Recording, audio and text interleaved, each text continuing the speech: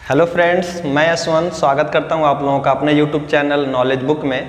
जैसा कि आप लोग जानते हैं कि आज से हम लोग एक नए सब्जेक्ट की शुरुआत कर रहे हैं जो आपका है रीजनिंग से। और रीजनिंग में हम लोग पढ़ने वाले हैं आज ऐसे चैप्टर को जो बहुत ही इम्पॉर्टेंट है एग्ज़ाम पॉइंट ऑफ व्यू से, और वो है आपका कोडिंग और डिकोडिंग। दोस्तों, कोई भी एग्ज़ाम उठा लीजिए आप, चाहे रेलवे के एग्ज़ाम हो, चाहे CGL के एग्ज़ाम हो, चाहे आपके NTPC के एग्ज़ाम हो, चाहे ग्रुप D के एग्ज़ाम हो, कोई भी ऐसा एग्ज़ाम नहीं है जिसमें कोडिंग और डिकोडिंग से आपके 5 या 6 क्वेश्चन ना आते हों। यह एक ऐसा टॉपिक है जिससे सवाल बनते ही बनते हैं, और तो इस टॉपिक को हम लोग काफ़ी डिटेल में पढ़ने वाले हैं और इसके बेसिक कॉन्सेप्ट को भी समझने वाले हैं कि इसका बेसिक कॉन्सेप्ट क्या होने वाला है। और अल्फ़ाबेट्स को भी इसके अंतर्गत जो भी अल्फ़ाबेट्स हम लोग यूज़ करेंगे उनके क्रमों को याद करने के लिए एक छोटी छोटी ट्रिक्स के माध्यम से याद करने की कोशिश करेंगे। फिर उसके बाद जो उनके अपोजिट होते हैं, जो अल्फ़ाबेट्स अपोजिट अल्फ़ाबेट्स होते हैं, उनको भी आसान से आसान ट्रिक से समझने की कोशिश करेंगे। ठीक है, तो बने रहिए हमारे साथ। और मैं उन लोगों से रिक्वेस्ट करना चाहूँगा जो हमारे चैनल पर नए हैं, अगर वो हमारे चैनल को सब्सक्राइब नहीं किए हैं तो सब्सक्राइब कर दें, लाइक कर दें और अपने दोस्तों के साथ शेयर ज़रूर करें। तो दोस्तों, सबसे पहले हम लोग पढ़ने की कोशिश करते हैं कि कोडिंग डिकोडिंग कहते किसे हैं। कोडिंग क्या होती है दोस्तों, कि कोई भी एक अर्थपूर्ण शब्द होता है, उसको एक विशेष नियम के तहत उसको अर्थहीन बना दिया जाता है। सपोज करिए कि अगर मैं यहाँ पे लिखूँ संतोष, ठीक है, अगर मैं संतोष यहाँ पे लिख दिया हूँ और संतोष को ही अगर मैं लिख दूँ SOTNAS अगर मैं लिख दूँ, तो ये तो अर्थपूर्ण शब्द था, और अर्थपूर्ण शब्द को एक विशेष नियम के तहत क्या किया गया, अर्थहीन कर दिया गया। ठीक है, तो अर्थहीन करना और वो भी एक विशेष नियम के तहत अर्थहीन करना, उसी को बोला जाता है कोडिंग। फिर डिकोडिंग क्या होती है, फिर डिकोडिंग अब इसी अर्थहीन शब्द को अर्थपूर्ण शब्द बनाने की जो प्रक्रिया होती है ना, उसको बोला जाता है डिकोडिंग। तो आई होप आप लोगों को समझ में आ गया होगा कि कोडिंग क्या होती है, डिकोडिंग क्या होती है। मतलब अर्थपूर्ण शब्द को अगर अर्थहीन बना दिया जाता है एक विशेष कोड के तहत, तो वो होती है आपकी कोडिंग, और अर्थहीन शब्द को अगर अर्थपूर्ण शब्द बना दिया जाए तो वो होती है आपकी डिकोडिंग। दोस्तों, कोडिंग डिकोडिंग पढ़ने के लिए सबसे इंपॉर्टेंट होता है अल्फ़ाबेट्स को जानना, कि हमारे इंग्लिश अल्फ़ाबेट्स कितने हैं और उनकी क्रम संख्या क्या है। जब तक हम लोग अल्फ़ाबेट्स को नहीं जानेंगे, उनकी क्रम संख्या को नहीं जानेंगे, उनकी क्रम व्यवस्था को नहीं जानेंगे, उनके अपोजिट्स को नहीं जानेंगे, उनके अपोजिट्स नंबर को ज्ञात करना नहीं जानेंगे, तब तक कोडिंग डिकोडिंग काफ़ी लेंदी टॉपिक हो जाएगा, है ना। तो उस चीज़ को काफ़ी ईजी वे में करने के लिए, कोडिंग डिकोडिंग के जो भी सवाल हैं उनको ईजी वे में करने के लिए ज़रूरी ये है कि हम लोग अल्फ़ाबेट्स के, ठीक है, क्रमों को याद करें, अल्फ़ाबेट्स की क्रम व्यवस्था को याद करें। तो पहले तो हम लोग बात कर लेते हैं अल्फ़ाबेट्स की क्रम व्यवस्था। अल्फ़ाबेट्स की क्रम व्यवस्था जानने के बाद हम लोग बात करेंगे उसके, ठीक है, क्रमों को याद करने के ऊपर, और फिर उसके अपोजिट्स को एक आसान ट्रिक के माध्यम से याद करने के ऊपर। दोस्तों, जो क्रमों की, जो अल्फ़ाबेट्स की क्रम व्यवस्था होती है वो 2 प्रकार की होती है। एक तो होती है रेखीय क्रम व्यवस्था, रेखीय क्रम व्यवस्था, और दूसरा होती है वृत्तीय क्रम व्यवस्था, वृत्तीय क्रम व्यवस्था। अब इस क्रम व्यवस्था का मतलब ये है कि हम लोग जो इंग्लिश अल्फ़ाबेट्स हैं आपके, उसको कितने प्रकार से लिखा जा सकता है, तो उसको 2 प्रकार से लिखा जा सकता है। एक तो रेखीय क्रम में लिखा जा सकता है, दूसरा वृत्तीय क्रम में लिखा जा सकता है। रेखीय क्रम क्या हो सकता है, रेखीय क्रम आप लोग देख रहे हैं कि ये लिखा हुआ है, तो ये जो है ना, जिस वे में लिखा गया है इसको बोला जाता है रेखीय क्रम। अगर मैं वृत्तीय क्रम की बात करूं तो कुछ इस प्रकार से मैं सर्कल बना दूंगा, ठीक है, कुछ इस प्रकार से मैं सर्कल ड्रॉ करूंगा, और सर्कल के ऊपर ABCDEF ऐसे करते करते मैं X Y और Z तक पहुंचूंगा। तो ये हमारी है वृत्तीय क्रम व्यवस्था, ठीक है, और ये आपकी है रेखीय क्रम व्यवस्था। अब रेखीय क्रम व्यवस्था भी 2 प्रकार से गिनी जाती है। एक तो अगर मैं, ठीक है, सवाल पूछ देते हैं कंपटीशन एग्जाम में कि हमारे बाएं से 22वें स्थान पर कौन है। बाएं से 22वें स्थान ए माना जाता है आपका लेफ्ट, और ए होता है आपका राइट। तो लेफ्ट से राइट चलना एक रेखीय क्रम व्यवस्था हो गई, और राइट से लेफ्ट करना है ना, हमको राइट से लेफ्ट चलना, ये दूसरी क्रम व्यवस्था हो गई, वो भी रेखीय। अगर मुझसे कोई पूछे कि लेफ्ट से 22वां अल्फ़ाबेट्स कौन सा है, तो मैं यहाँ से चलना शुरू करूँगा और जानने की कोशिश करूँ 22वां अल्फ़ाबेट्स कौन है, तो हमको मिलेगा क्या, V। ठीक है। उसके बाद अगर मैं एक क्वेश्चन कर दूं कि राइट से 5वां अल्फ़ाबेट्स कौन सा है, राइट से अगर मैं 5वां अल्फ़ाबेट्स अगर आपसे पूछूं तो आप लोग काउंटिंग यहाँ से शुरू करोगे, राइट यहाँ पे है ना, यहाँ से शुरू करके और कहाँ तक जाओगे, ए तक जाओगे। तो 1 2 3 4 और 5, 5वें पे क्या है 22, राइट से क्या है 5वें स्थान पर क्या है आपका V है। अंतर आपको स्पष्ट हो गया कि लेफ्ट से ठीक है वही अल्फ़ाबेट्स 22वें स्थान पर है और राइट से वही अल्फ़ाबेट्स क्या है 5वें स्थान पर है। वृत्तिक क्रम व्यवस्था की बात कर लूँ तो वृत्तिक क्रम व्यवस्था भी दो प्रकार की होती है, एक होती है आपकी दक्षिणावर्त और एक होती है वामावर्त। दक्षिणावर्त का मतलब कि क्लॉकवाइज यानी जो घड़ी की सुई है उसके चलने की दिशा में, और वामावर्त का मतलब कि घड़ी के चलने की विपरीत दिशा में। अगर मैं दक्षिणावर्त पूछूं कि दक्षिणावर्त ए के बाद पहला वर्ण या फिर पहला अक्षर कौन सा आएगा, तो आप लोग बताओगे कि बी आएगा। ए के बाद बी आएगा, सी आएगा, डी आएगा।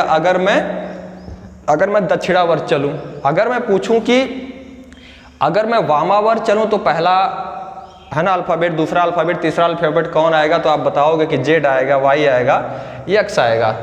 तो जब हम लोग वामावर्त में जब आगे बढ़ते हैं तो हमको जेड वाई एक्स इस प्रकार से मिलते हैं, और जब दक्षिणावर्त में आगे बढ़ते हैं तो हमको बी सी डी इस प्रकार से आगे मिलते हैं। आई होप आप लोगों को रेखीय क्रम व्यवस्था और वृत्तीय क्रम व्यवस्था समझ में आई होगी।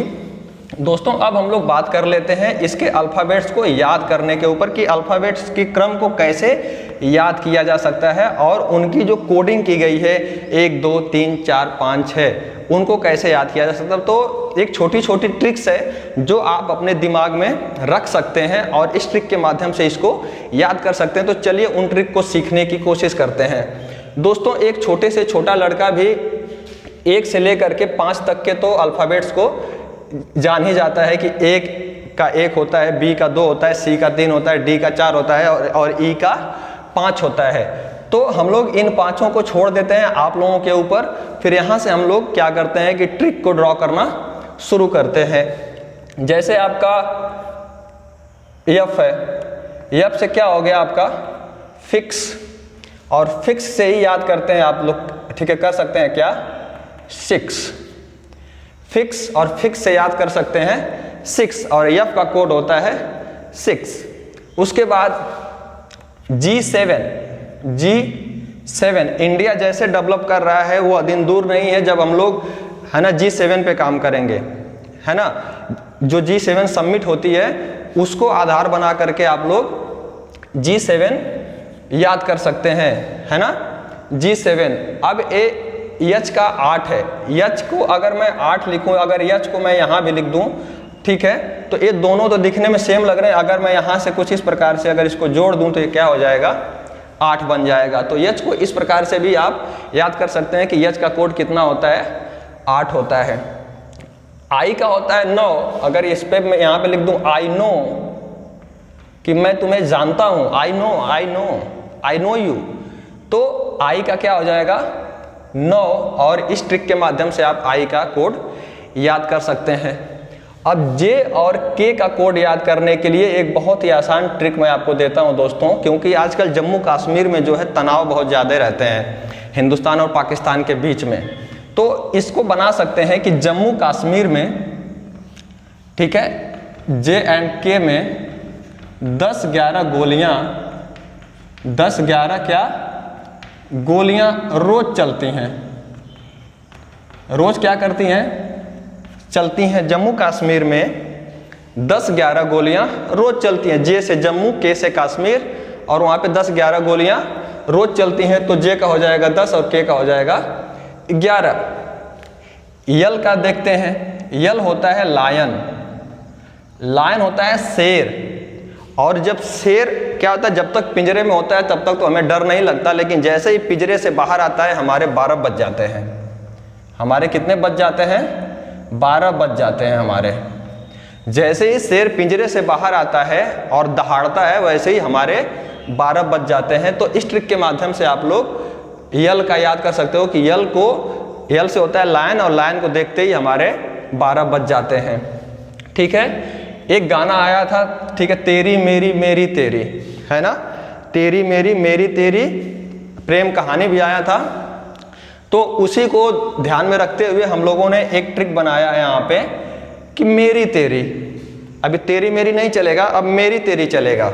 ठीक है, तो यहाँ पे मेरी, यम से मेरी, मेरी और ये तेरी, तो ठीक है, मेरी से यम और तेरी से तेरा, तो यम का कोड हो गया 13। मेरी तेरी तेरी मेरी, प्रेम कहानी है मुश्किल। ठीक है, इससे आप लोग याद कर सकते हो यम का कोड। और आप लोग जानते हो कि यन जो होता है वो यम का अपोजिट नंबर होता है, यम का अपोजिट नंबर होता है यन। तो इसको आसानी से याद कर सकते हो कि अगर यम का है 13 तो यन का होगा 14। ठीक है, क्योंकि ये यम का रिवर्स नंबर है, तो यम के बाद आने वाला है 13 और यम का रिवर्स नंबर भी 13 है ना। आपका यम का कोड 13 है तो उसका रिवर्स यन है, तो उसका कोड हो जाएगा 14।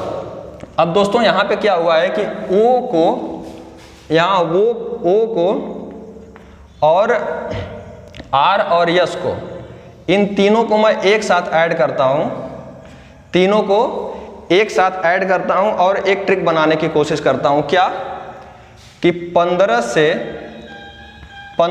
18 साल के बच्चों को ORS घोल दिया जाता है, घोल दिया जाता है किसको, ठीक है, 15 से 18 साल के बच्चों को ORS घोल दिया जाता है। तो O का 15, R का 18, ठीक है, और R और O और R का पता हो गया तो आसानी से यस का भी ज्ञात किया जा सकता है कि अगर 18 हो गया R का तो यस का हो गया 19। इस पे मैं एक और ट्रिक दे रहा हूँ यस को याद करने के लिए। तो यस को अगर याद करना है तो आप यस को यहाँ से भी याद कर सकते हैं, और यस के लिए एक और ट्रिक मैं दे रहा हूँ तो वहाँ से भी याद कर सकते हैं। अब बच गया है P और Q। P और Q को याद करने का सबसे आसान तरीका है कि 16 साल का जो प्रिंस है, 16 साल का क्या है, प्रिंस है, वो 17 साल की क्वीन के साथ, 17 साल की क्वीन के साथ शादी कर रहा है। जो 16 साल का प्रिंस है वो 17 साल की क्वीन से शादी कर रहा है। जैसे अभिषेक बच्चन थे 30 के और 36 साल की ऐश्वर्या राय से शादी कर लिए, ठीक है, किए थे। 30 साल के अभिषेक जो थे वो 36 साल की ऐश्वर्या राय से शादी किए थे, और निक जोनस जो हैं वो थे, ठीक है, 28 साल के और 34 साल की, ठीक है, प्रियंका चोपड़ा से शादी कर लिए थे। उसी प्रकार से जो 16 साल का प्रिंस है वो 17 साल की क्वीन से शादी कर रहा है, उन्हीं लोगों से एक्सपायर्ड होकर के। तो इस ट्रिक के माध्यम से आप लोग याद कर सकते हो कि P का होता है 16 और Q का होता है 17। चलिए अब हम लोग थोड़ा सा यस और टी को देख लेते हैं। तो यहाँ पे लिखेंगे कि यस टी और यस सी, एस टी एस सी में 19-20 का फर्क है। 19-20 का क्या है, फर्क है। यहाँ से एस टी को ज्ञात कर लेंगे कि एस टी और एस सी में, एस टी एस सी में 19-20 का फर्क है। ज़्यादा फर्क नहीं है, कितने का फर्क है, 19-20 का फर्क है। तो यस से 19 और टी से 20, ठीक है। अब हम लोग बात कर लेते हैं थोड़ा सा यू का, ठीक है। अगर मैं किसी से बोलूं यू गिव मी अ किस, यू गिव मी ए किस, ठीक है, इसको माइंडली मत लीजिएगा। अगर मैं बोलूं यू गिव मी ए किस, तो यू गिव मी ए किस, ए किस, ए किस, गिव मी ए किस, तो यू का कोड हो जाएगा 21, यू गिव मी ए किस 21। 22 वी का याद करना है, वी का इसको मैं मिटा देता हूं थोड़ा सा, यू गिव मी ए किस याद कर लीजिए, यू गिव मी ए किस। वी को अगर मैं इस प्रकार से लिखूं, वी टू आवर टू, मतलब कि वी से होता है हम, हम दो हमारे दो, हम दो हमारे तो दो दो ये क्या हो गया मिल करके 22, यानी V का मतलब हम और हम से हम दो हमारे दो, उससे हो जाएगा ये आपका 22। अब देखते हैं W का। तो मतलब दोस्तों अगर हमारे घर कोई भी मजदूर आता है तो हमको उससे उतना ही काम लेना चाहिए जितना उसकी क्षमता हो, उसके क्षमता से ज़्यादा काम नहीं लेना चाहिए। और कोई भी इंसान है वो 8 घंटा 10 घंटा 12 घंटा से ज़्यादा काम नहीं कर सकता, लेकिन हम लोग थोड़ा सा वर्कर को और ज़्यादा काम करवा लेते हैं और उसको बोलते हैं भैया कि तुम 23 हावर्स यानी 23 घंटे वर्क करो, 24 घंटे मत करो। इससे आप दोनों को याद कर सकते हो। देखिए कि तुम 23 घंटे वर्क से W निकल गया, तुम 23 घंटे वर्क मत करो, सॉरी तुम 23 घंटे वर्क करो, 24 घंटे वर्क मत करो। नहीं करने को कभी कभी हम लोग क्रॉस चिन्ह से दिखाते हैं और इस क्रॉस चिन्ह से आप लोग याद कर सकते हैं कि यह है आपका x। तो तुम 23 घंटे वर्क करो, 24 घंटे वर्क मत करो। इस ट्रिक के माध्यम से आप लोग 23 और 24 को या फिर W और x को याद कर सकते हैं। और y z का तो सबको पता है कि y का 25 और z का 26 होता है। आई होप आप लोगों को ये ट्रिक काफ़ी पसंद आई होगी और ट्रिक से काफ़ी आप लोगों को ठीक है मदद मिली होगी आप लोगों को याद करने में। अब हम लोग बात करते हैं दोस्तों इनके अपोजिट्स नंबर की, कि अपोजिट नंबर को कैसे याद किया जा सकता है ट्रिक के माध्यम से। तो दोस्तों जो अपोजिट नंबर होते हैं उनका जो एडिशन होता है क्या होता है, अपोजिट नंबर का यहाँ पे लिखता हूँ, अपोजिट नंबर का अपोजिट का जो सम होता है वो होता है आपका 27। अगर आपको अपोजिट नंबर नहीं निकालने आ रहे हैं तो जो नंबर दिया है अगर उसका कोड आपको पता है तो उसके अपोजिट को आप आसानी से निकाल सकते हैं, क्योंकि उनका एडिशन होता है 27। जैसे मैं बोल दूं कि R का अपोजिट बताओ, R का अपोजिट में अगर पूछूं तो R कितना है आपका 18 पे है। तो अब मैं क्या करूंगा, इसमें से 27 में से 18 को घटा दूंगा तो कितना बचेगा मुझे, 8 2 10 बचेगा। सॉरी 27 में से अगर मैं 27 में से 18 निकाल दूं तो 7 और 2 9, ठीक है 9 बच जाएगा। और 9 किसका कोड होता है, आप लोग जानते हैं कि 9 कोड होता है आई का कोड होता है। और यहाँ से हम लोग देख पा रहे हैं किधर गया, कहाँ गया ये इंटर, राइट यहाँ पे R का जो इन्वर्स है जो विपरीत है वो क्या है, आई है। उसके बाद अगर मैं रैंडम किसी वर्ड को उठा लूँ, W को ही उठा लूँ कि W का अपोजिट क्या होगा, तो W का मैं जानता हूँ कि 23 होता है, ठीक है 23 में से माइनस कर देता, ठीक है 27 में से मैं माइनस कर देता हूँ 23 को। तो जब 27 में से 23 को माइनस कर दूंगा तो क्या आ जाएगा, 4 आ जाएगा। और आप लोग जानते हो कि D का अपोजिट होता है W, और इसी D का आपके W का अपोजिट होता है D। अब इन्हीं को हम लोग एक ट्रिक के माध्यम से याद करने की कोशिश करेंगे कि इन अपोजिट्स को कैसे याद कर लिया जाता है एक आसान ट्रिक के माध्यम से। अगर मैं इसको मिटा दूं, चलिए अब हम लोग बात करते हैं अपोजिट्स को याद करने के कुछ ट्रिक्स। दोस्तों A to Z हर जगह लोग बोला जाता है A to Z काम कर दिया, A to Z मैंने कर दिया। फिर अजीज से याद कर सकते हैं या फिर A to Z से याद कर सकते हैं, किससे, अजीज या फिर आज़ाद में ये दोनों वर्ड आप लोग ठीक है कॉमन कर लीजिए। फिर उसके बाद बॉय BOY, तो बॉय है ना, B से B और उसका उल्टा Y। उसके बाद क्रैक्स तो C जो खाने वाला कुरकुरे होता है ना उसको उसमें आता है ना क्रैक्स आपका, तो क्रैक्स से C और फिर उसका अपोजिट X।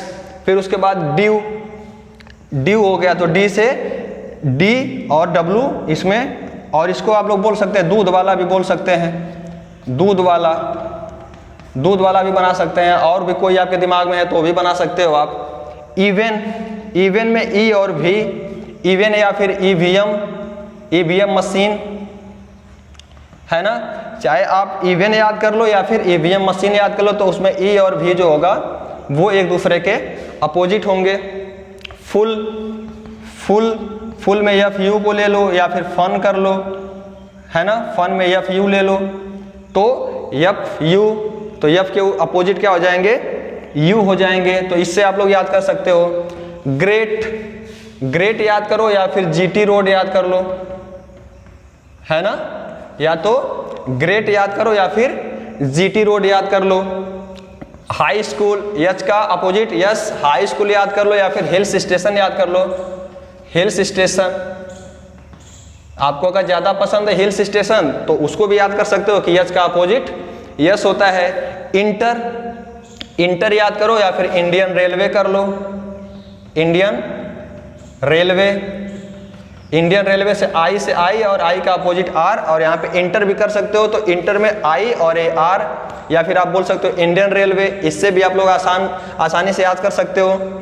जंगल क्वीन, जैसे जंगल और क्यू से क्वीन, जंगल की रानी, जंगल क्वीन, है ना। और जंगल क्वीन से, है ना, कोई शादी कर रहा है महाराजा, उसके टिप पे बना सकते हो आप लोग।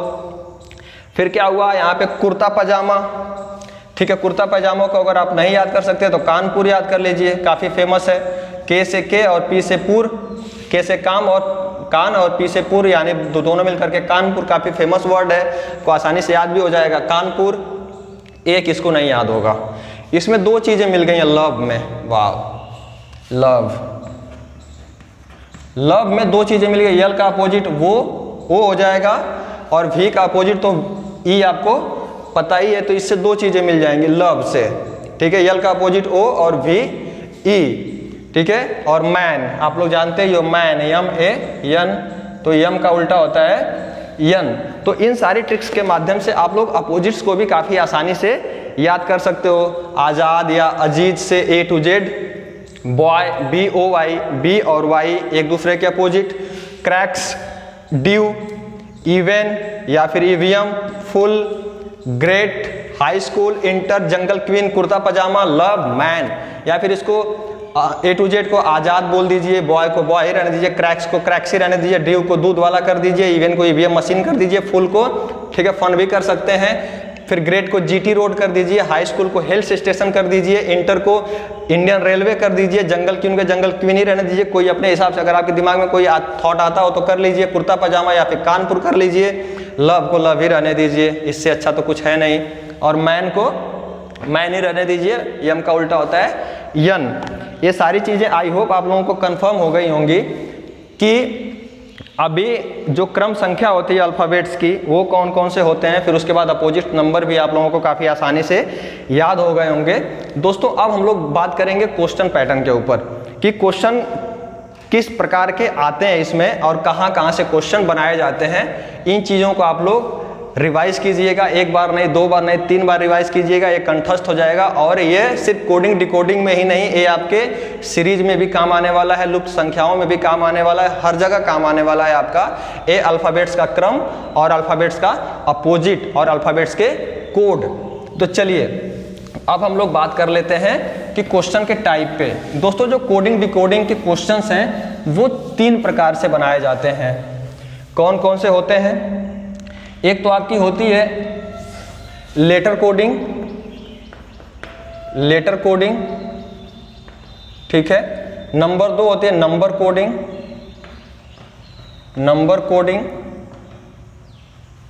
और नंबर 3 होती है सब्स्टिट्यूशनल कोडिंग,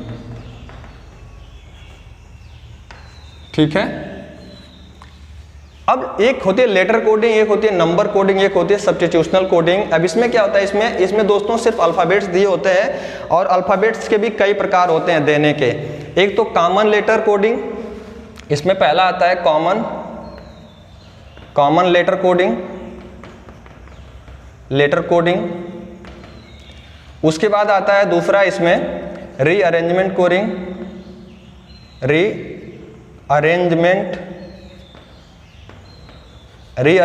कोडिंग।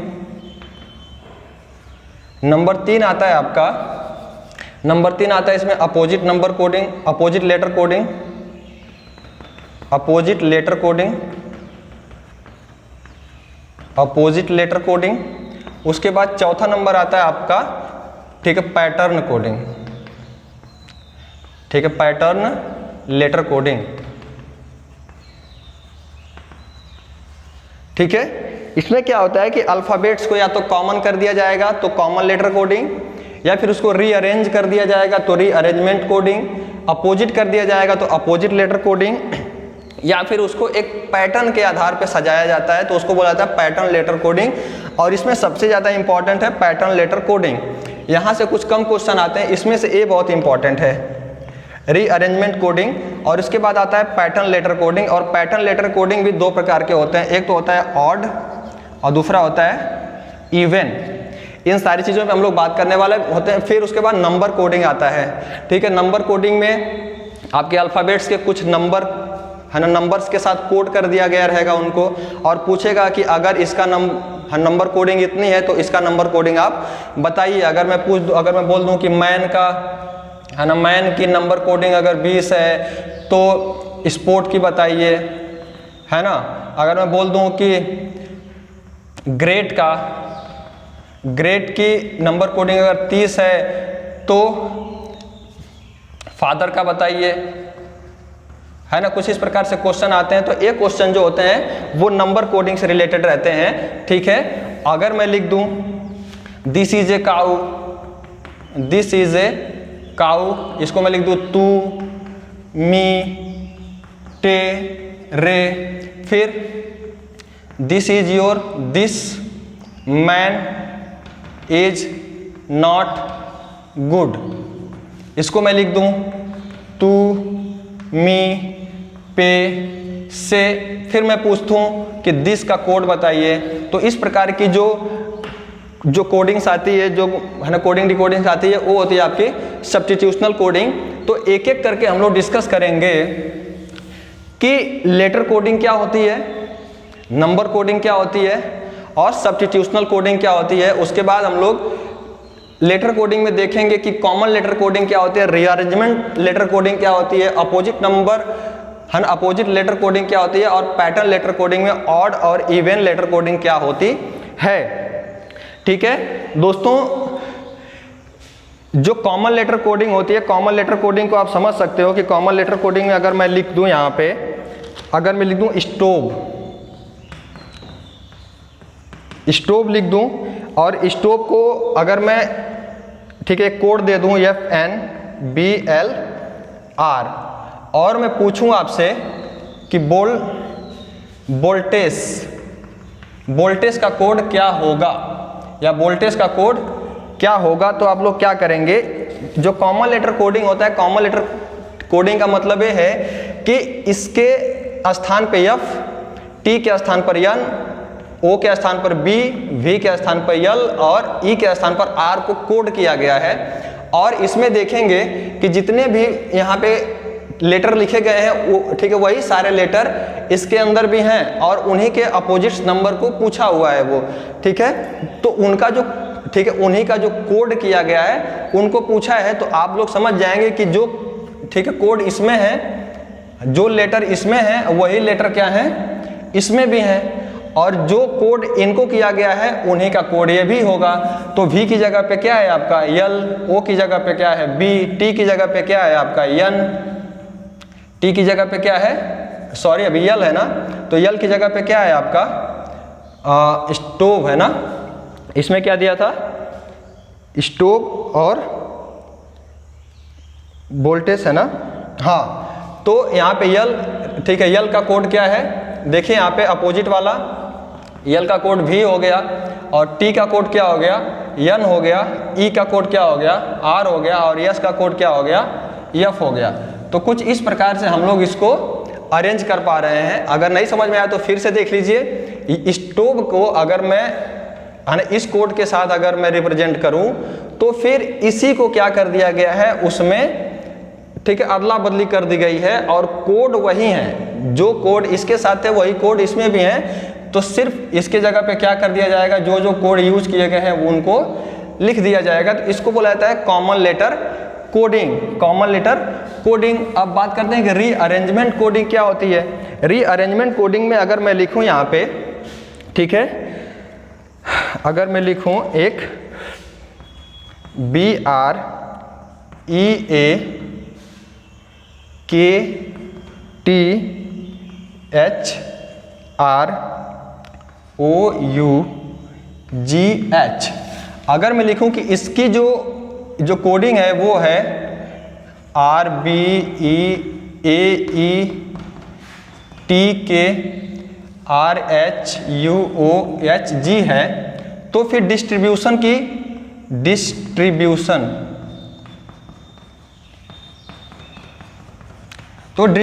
की कोडिंग क्या होगी? अगर इसकी कोडिंग में बोल दूं कि अगर ए है तो डिस्ट्रीब्यूशन की कोडिंग क्या है, तो आप लोग इसको देख करके आइडिया लगा पा रहे हो कि इसको क्या कर दिया गया है, रीअरेंज्ड कर दिया गया है। कुछ इस प्रकार से उनके लेटर्स को क्या कर दिया गया है, रीअरेंज कर दिया गया है। तो उसी प्रकार से ये भी क्या हो जाएगा, IDTSBI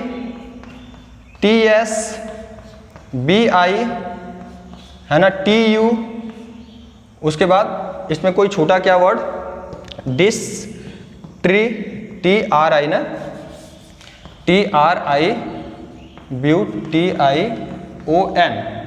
अब आप लोग यहां से देख लीजिए, IRUBIT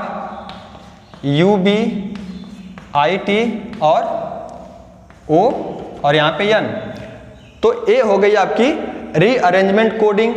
उसके बाद अपोजिट नंबर कोडिंग अगर पूछ देता है कि अपोजिट नंबर कोडिंग क्या होता है, तो अपोजिट नंबर कोडिंग में कुछ इस प्रकार से आ जाएगा आपका। अगर मैं पूछूं कि किंग को अगर क्या लिखा जाए, ठीक है, PRMT लिखा जाए, क्योंकि आप लोग जानते हो कि G का अपोजिट T होता है, N का अपोजिट M होता है, I का अपोजिट R होता है, K का अपोजिट P होता है, ठीक है। तो आप लोग आसानी से अगर मैं पूछ दूं इसका कि RFIN का अपोजिट क्या होगा, तो आप लोग जानते हो कि R का क्या होता है, I होता है, इंटर से F का क्या होता है, U होता है, फुल से I का क्या होता है, R होता है, इंटर से N का क्या होता है, M होता है, मैन से। तो A हो जाती है अपोजिट लेटर कोडिंग। उसके बाद बात करते हैं पैटर्न लेटर कोडिंग पे ऊपर, ठीक है। पैटर्न लेटर कोडिंग में दोस्तों दो चीजें होती है, एक होता है ऑड और एक होती है इवन। अब ये ऑड क्या होती है, इवन क्या होती है, कुछ इस प्रकार से हम लोग जानने की कोशिश करेंगे। अगर इसमें अल्फाबेट्स की संख्या 5 है, ठीक है, अगर अल्फाबेट्स की संख्या कुछ इस प्रकार से है तो किस प्रकार से कोड कर सकता है, या तो स्ट्रेट लाइनिंग करेगा, ठीक है, या तो कुछ इस प्रकार से लाइनिंग करेगा, या तो कुछ इस प्रकार से लाइनिंग करेगा, ठीक है। यही सारी पॉसिबिलिटीज के ऊपर हम लोग, ठीक है, बात करने वाले हैं। और वो बात करने वाले हैं हम लोग अगले लेक्चर में। और अगले लेक्चर में पैटर्न लेटर कोडिंग के ऊपर काफी सवालों को करने वाले हैं। पैटर्न लेटर कोडिंग, ठीक है, कैसे की जाती है और उसके सवालों को कैसे काफी आसानी के साथ सॉल्व किया जा सकता है और काफी जल्दी से सॉल्व किया जा सकता है, इसके ऊपर भी बात करेंगे। और पैटर्न लेटर कोडिंग है, यही काफी इंपॉर्टेंट लेटर कोडिंग है और इसमें ही पॉसिबिलिटीज बनती हैं आपकी। और पॉसिबिलिटीज दो प्रकार से बनती है, एक तो ऑड को लेकर के बनती हैं और एक इवन को लेकर के बनती हैं। और इन्हीं सारी पॉसिबिलिटीज के ऊपर बात करेंगे और काफी आसानी के साथ, ठीक है, समझने और सीखने की कोशिश करेंगे कि पैटर्न ठीक है, लेटर कोडिंग को कैसे कम समय में सॉल्व किया जा सकता है। तो दोस्तों, अगर आप लोगों को वीडियो पसंद आ रही हो, लेक्चर पसंद आ रहा हो या फिर टॉपिक आपके क्लियर हो रहे हो, तो इस चैनल को सब्सक्राइब करना बिल्कुल ना भूलें और अपने दोस्तों के साथ शेयर जरूर करें। आप लोगों का इस वीडियो में बने रहने के लिए बहुत बहुत धन्यवाद।